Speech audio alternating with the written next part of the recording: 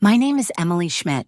I am 42 years old, American, and for the past 6 years, I was the lead automation architect at Arcadia Systems. I built the structure that moved every update, every payroll cycle, every internal release across the company. The kind of system no one notices until it stops. And on paper, it was valued at just over $3.2 million per quarter. In practice, it was worth more than that, because it ran without fail and it ran because of me. They found me in the server control room eventually. Not crying, not shouting, just laughing. The quiet, deliberate kind. The kind that rises when everything you built begins to push back and no one else in the room knows why. By then it was too late. The entire release queue had stalled. Internal access logs were looping, reporting systems frozen, and through it all, the last thing still trying to reach me was the machine they thought they had locked me out of. 2 days earlier, it was Friday, 6:47 in the evening. Most of the lights were already off, the floor almost empty. I was on my way out when I saw him, Paul Granger, Vice President of Engineering, my direct superior for the past 11 months, the kind of executive who only shook your hand when someone else was watching. He had that voice, smooth, clipped, confident, like everything he asked was already assumed to be agreed upon. "We need coverage this weekend," he said. "Pushes are critical. Monday's visible." He did not ask, he just paused. I looked at him and said one word: "No." He blinked once, not in surprise but in irritation, like a vending machine that swallowed his money and gave nothing back. "Excuse me," he said, though he had heard me clearly. I repeated it. "No." My contract covered 40 hours. My team had already delivered everything scheduled. There was no emergency. There was only a man expecting obedience and a woman who no longer offered it. He smiled, but it was the wrong kind of smile. Too fast, too even. "Got it," he said. "Thanks for the clarity." That was all. He turned, walked away whistling a familiar tune like it meant something, and I stood still, watching him disappear down the hallway. I was not angry. I was not even surprised. But I had seen that kind of smile before, the kind that is handed out just before something is taken quietly. That weekend, I rested. I walked to the cafe on 5th Street, read through documentation no one had asked me for, and slept without watching for the next move. I knew something was coming, but I also knew something they did not. The system they depended on, it had not forgotten me. If you are still here, maybe on your lunch break, maybe walking out like I just did, leave a trace. Just tell me where you are listening from. Because some people break the silence with noise, some with heat, but some of us, we build something inside it and let it wait. Monday morning, 7:58. My badge failed at the main door. I tried again. Red light, access denied, Slack disconnected, email returned unknown. No meeting, no farewell, no statement, just absence. They did not fire me. They just erased me.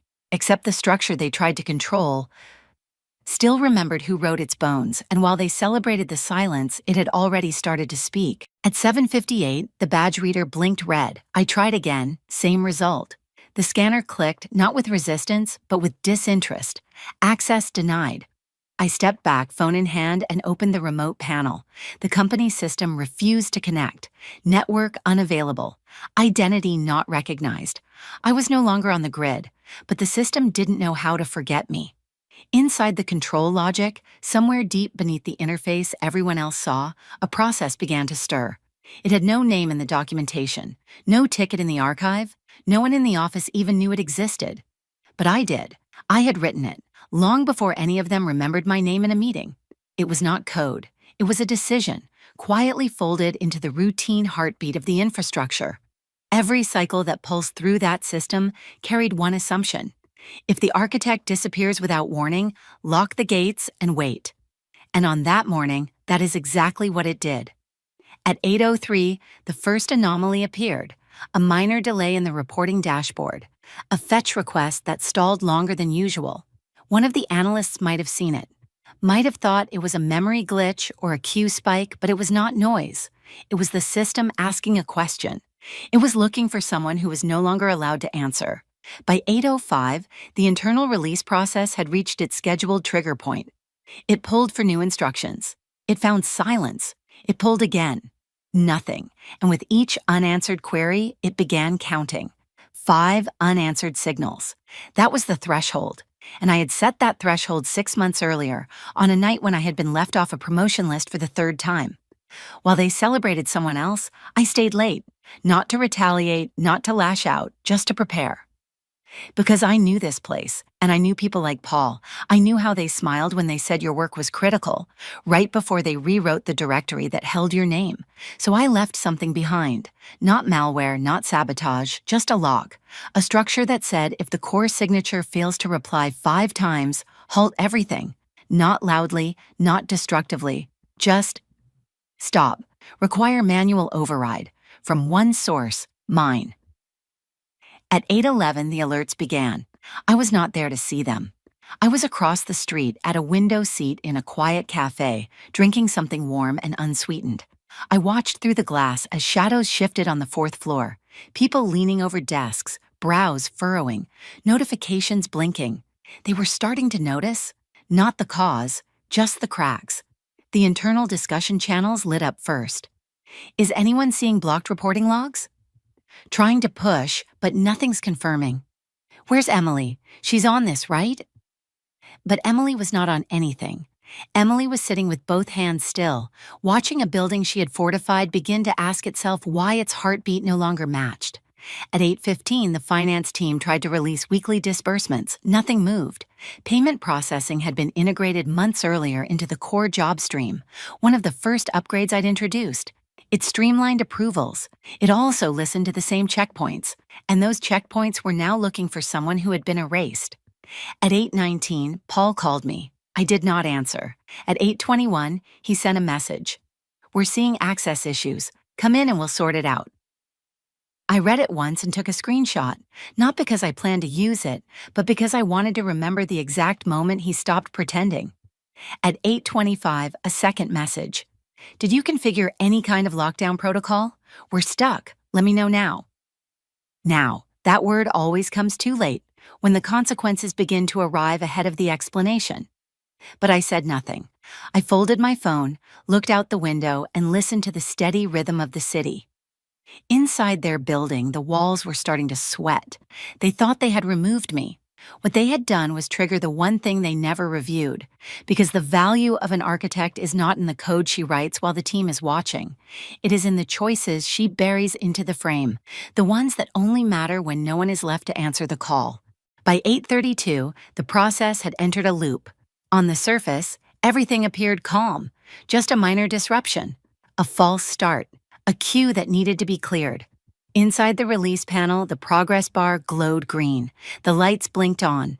The dashboard showed recovery in progress, but none of it was real. The system had entered the second phase of its fail-safe.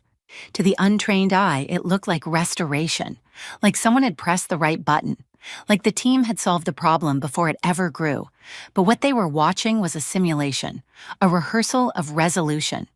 The commands they issued were being rerouted. The deployment scripts they triggered were being swallowed into a closed circuit, and every success message they saw was a mirror reflecting nothing.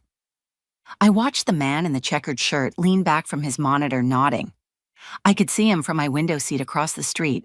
He had no idea the code he had pushed was never executed, that the patch he sent into production was now sitting inside a vault I had built months earlier. Not for this, not to trap anyone, just to test something. The system was never designed to crash. It was designed to measure who noticed when the rhythm changed. At 8:45, the head of quality assurance messaged the team. Look stable, rolling forward. At 8:47, the internal channels flooded with relief. Back online. Thanks everyone for quick turnaround. Restarting my queue. At 8:53, Paul sent his first broadcast message of the morning. All systems green. Good hustle, everyone. I read it with a still expression, not anger, just familiarity. Paul had always been better at timing than understanding. He knew when to step into a room, not why the fire had stopped. And now, standing at the center of a crisis he did not control, he mistook the echo for applause. By 9:15, the meeting invites began to fly. Coordination calls, team huddles. A full recap was scheduled for 10. Paul prepared a deck. I could imagine him rehearsing the narrative. how his leadership guided the team through a surprise disruption, how he personally reviewed the logs, coordinated recovery, restored functionality. But while he spoke, the loop continued. No data was moving into the live environment. No releases were passing validation. Every process they celebrated was being recorded, tagged, and routed into a hidden archive. Not because I wanted to expose anyone, but because I wanted to see how many people would pretend nothing happened if the lights stayed on. It was not about vengeance. It was about clarity. They had not fixed anything. They had bypassed the warning. And the system, still unsure if the person it trusted was coming back, had entered a holding pattern, a shadow environment running parallel to the real one, invisible to every tool they used. I called it the loop, a circle of confident emptiness, the illusion of progress engineered with care. At 9:32, Paul called me again. I declined. At 9:35, he sent a message. If you built something that needs your key, we need to talk now. The phrasing caught my eye. If. Still uncertain. Still unwilling to admit that what was failing was not just a system, but their belief that I had ever been replaceable. 9:38. The automation manager posted a note in the team thread. Something feels off. Logs look too clean. At 9:41, the first junior developer noticed something strange in the sandbox environment. The identifiers did not match the real environment tags. One of the task names was slightly wrong, just enough to flag a question. He asked quietly, "Are we deploying to a clone?" No one answered. By 9:48, the user interface build triggered again. The log said success, but no changes appeared, and still the reports continued. Still, the rooms filled. Still, Paul finalized his narrative. He stood in front of the glass wall, jacket off, expression composed. I could not hear him, but I had heard that voice before. The voice that turns silence into credit, that tells people things are fixed before they understand what broke.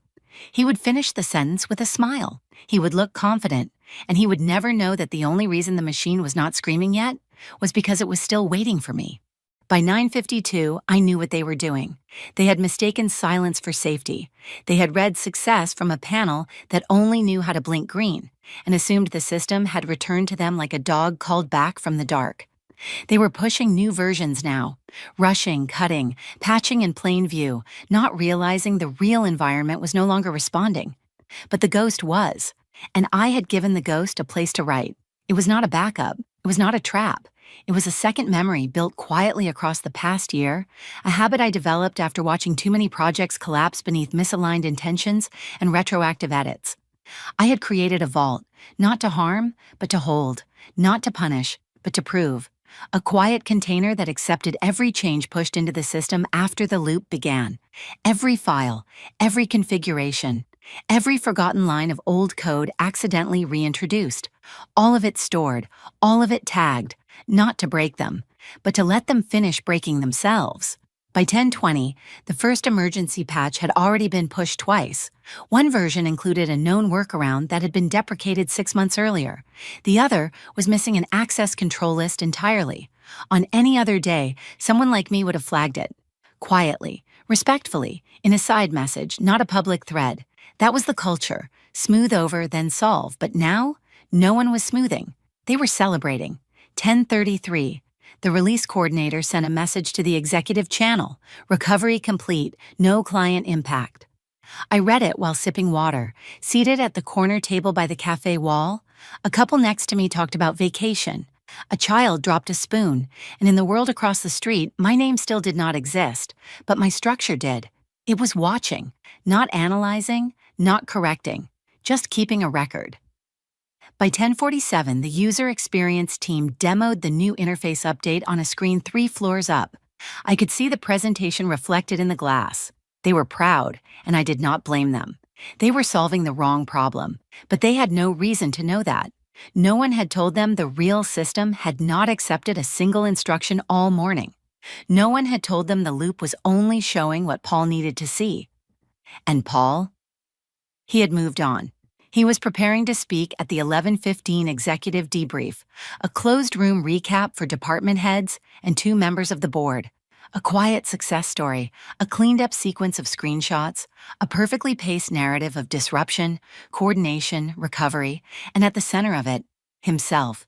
He had taken the silence of my absence and tried to frame it as proof of his command. And still, the vault recorded. It noted the timestamps. It tracked the input. It mirrored the chat logs where security validations were skipped to expedite speed. It archived the moment someone pasted live credential strings into a configuration file, exposed for 63 seconds before being overwritten. Not out of malice, just pressure. And that was always how things cracked here. Not because someone hated the rules, but because the rules got in the way of the meeting. At 11:21, a junior analyst posted a question in the support thread. Why are error logs missing from today's sync? The reply came fast. Already resolved, visual bug. It was not a lie, not exactly, but it was the kind of answer that sounds right to people who are already moving on. I leaned back and folded my hands. The vault was full now, not just with code, but with context, with decisions, with timing, with names. Not for revenge, for clarity, because I knew what would happen next. Paul would speak. The system would stay quiet. The board would nod. The team would move forward. And nothing in that room would ask who had actually stopped the collapse. But I would have the answer, not to use, not yet, just to hold. Because the only thing more dangerous than a broken system is one that believes it has fixed itself. And the only thing more powerful than speaking out loud is waiting until the silence becomes undeniable. At 11:14, the conference room door closed. Inside, behind the soundproof glass and a carefully arranged tray of still water, the meeting began. It was labeled as a routine technical recap, internal systems review, 10 minutes scheduled, just enough time for Paul to deliver a rehearsed summary and move on. No expectation of challenge, no anticipation of scrutiny. He had done this before. He entered the room with the calm of a man who believed the worst had passed. His jacket was buttoned, his notes were printed.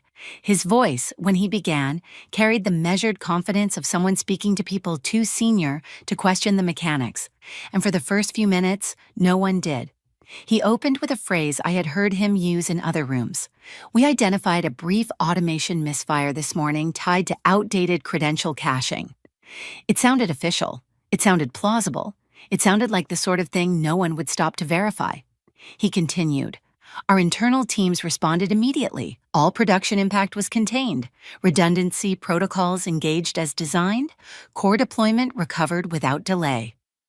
At 11:17, I watched from a secure relay window, an old legacy interface they had never properly decommissioned.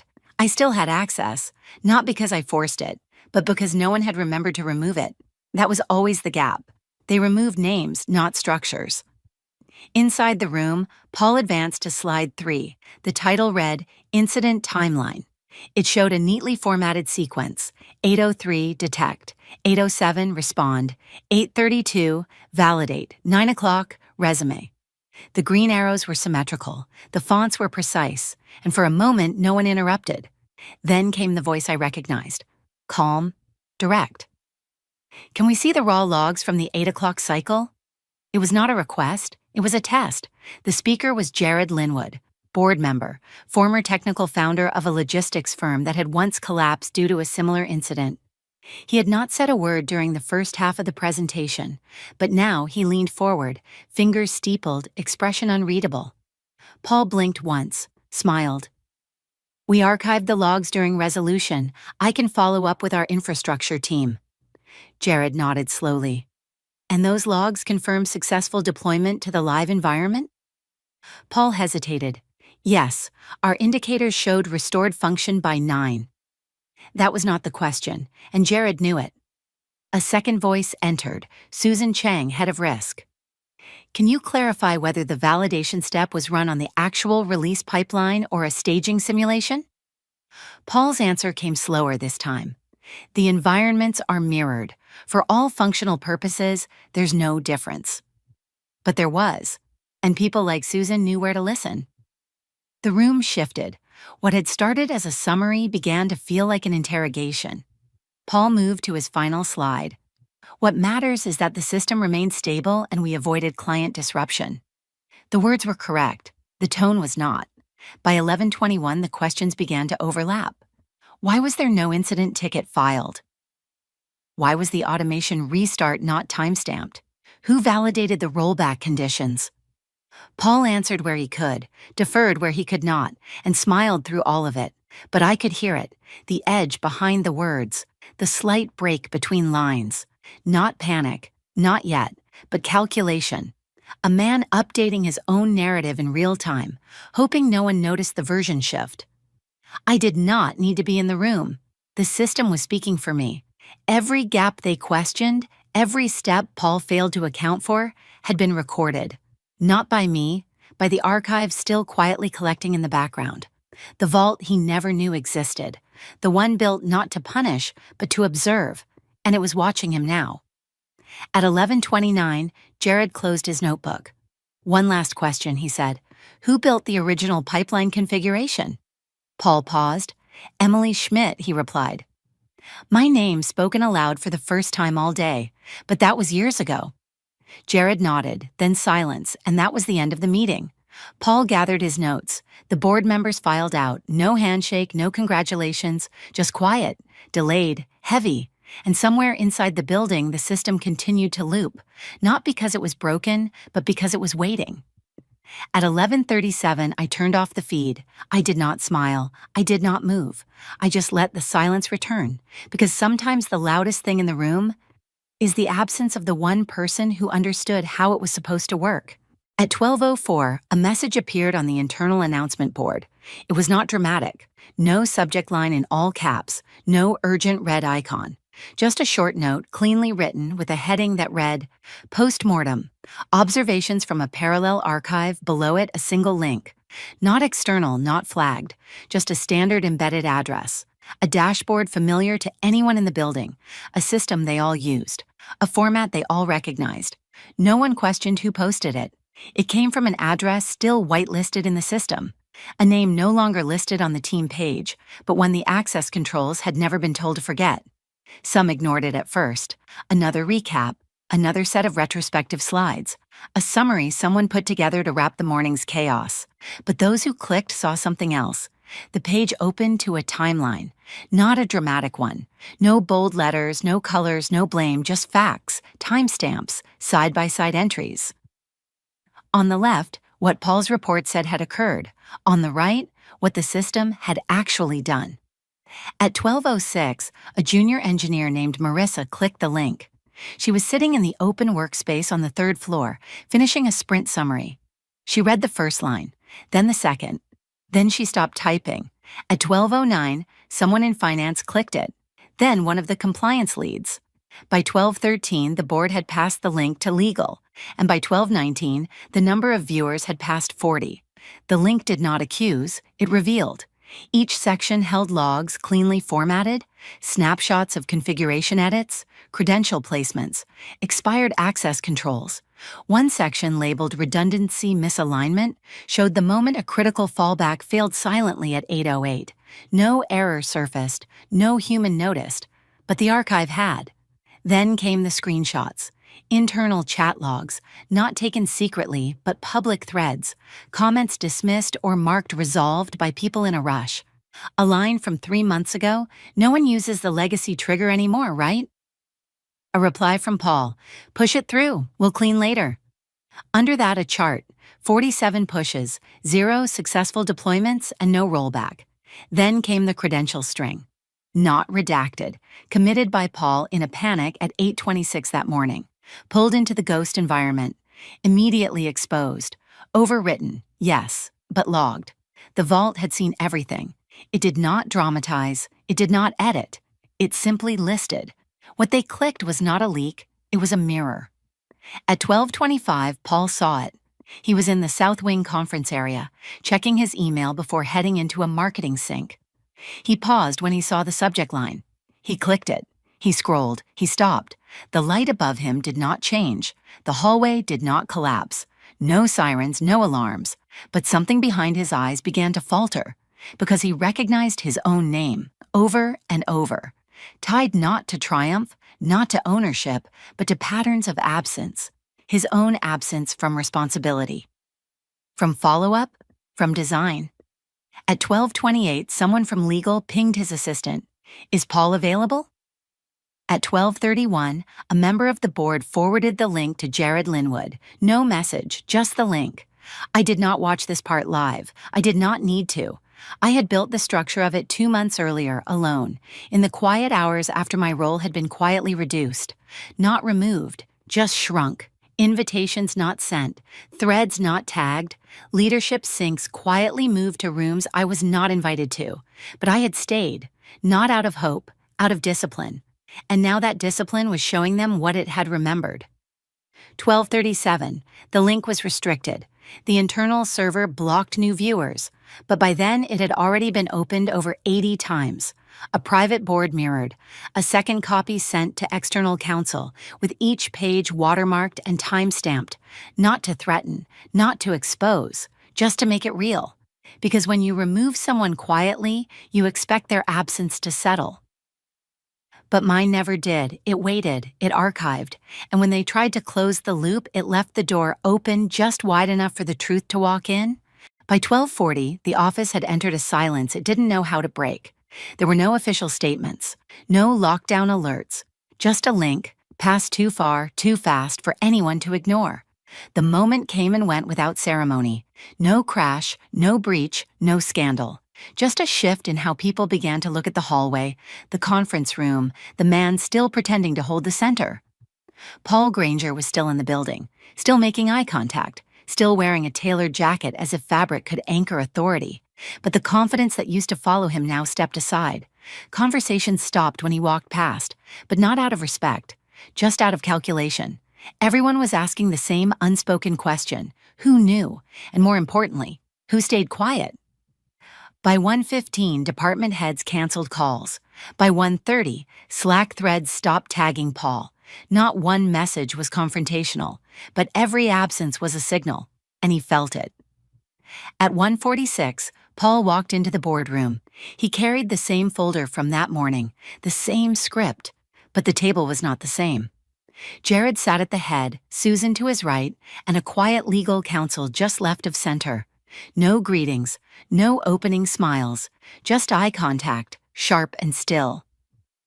Paul began to speak. The words were steady. We've resolved the incident, no long-term impact, alignment preserved. But they sounded like they had been written for an audience that no longer existed. Jared did not nod. Susan did not write. The legal counsel did not blink. Then Jared asked one question. Have you reviewed the vault? Paul paused. He answered eventually.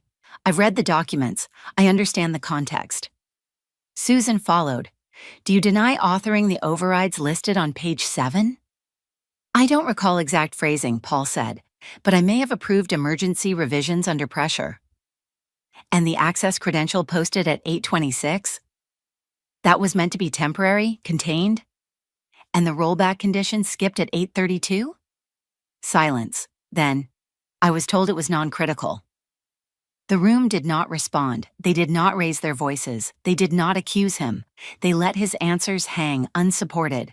At 1:53, Jared closed the folder. We'll be following up. Paul didn't ask what that meant. He stood slowly, straightened his jacket, picked up his folder, then left the room. But when the door closed behind him, he didn't just walk out of a meeting. He walked out of a structure that no longer answered to his name, and the silence that followed wasn't confusion, it was confirmation. At 2:17, the message came, a calendar invite, no branding, no headline, just 4 names on a private link, Jared, Susan, Linda, and mine. The subject line was cautious. Strategic realignment closed session. I joined without a word. Camera off, microphone muted. Just a black square on their screen. No title, no initials. Just the presence they couldn't remove anymore. Linda began. Her voice was controlled, but softer than I remembered. Emily, she said, thank you for joining us. I did not respond. She continued. We've reviewed everything, logs, records, decisions, and it's clear what happened and what didn't happen. She paused, looked down once, then up. We're not asking you to come back. A beat. We're asking if you'll consider building forward with us. Not under with, Jared leaned in. You know the system better than anyone, not just how it runs, but how it fails without you. We'd like you to lead the rebuild. Susan said. Independent architecture, your conditions, full discretion. And then the final offer, not spoken like a bribe, but like a concession. You own it, we license. That was the phrase, not promotion, not reinstatement, ownership. They were no longer offering a desk. They were asking for a boundary, and I had already drawn it. I let the silence stretch before speaking, not out of dramatics, but because I needed them to feel the absence that had rebuilt this moment. Then I said 3 things. 1. His name does not appear on anything I touch, not in logs, not in archives, not even in the memory of the system. You want this clean. Keep it clean. They nodded. 2. No one who stayed silent while I was removed works with me now. They can stay where they are, but not near me. This isn't about bitterness, it's about integrity. Susan wrote that down herself. 3. I don't rebuild what failed, I build what replaces it. My architecture, not yours. You want it? You lease it. I name it. I hold the keys. Jared leaned back and smiled, not politely, not proudly, just honestly. Understood. I didn't thank them. I didn't smile. I just logged off. 3 hours later, a courier delivered a box to my apartment. Inside was a brand new device, untouched, unregistered, and a note. Just a single sentence written by hand. You're live, build it your way. So I did. That evening, I opened a blank terminal. No shared folders, no inherited frameworks, no tokens I didn't write myself. The screen waited, and in that clean space, I typed the first line of something new. Quiet, lean, precise. Then I named the environment. Not after myself, not after the company, but after the one rule they had broken the moment they thought they could erase me. No access without authorship. I closed the screen, not with a sense of victory, just alignment. Because I hadn't come back.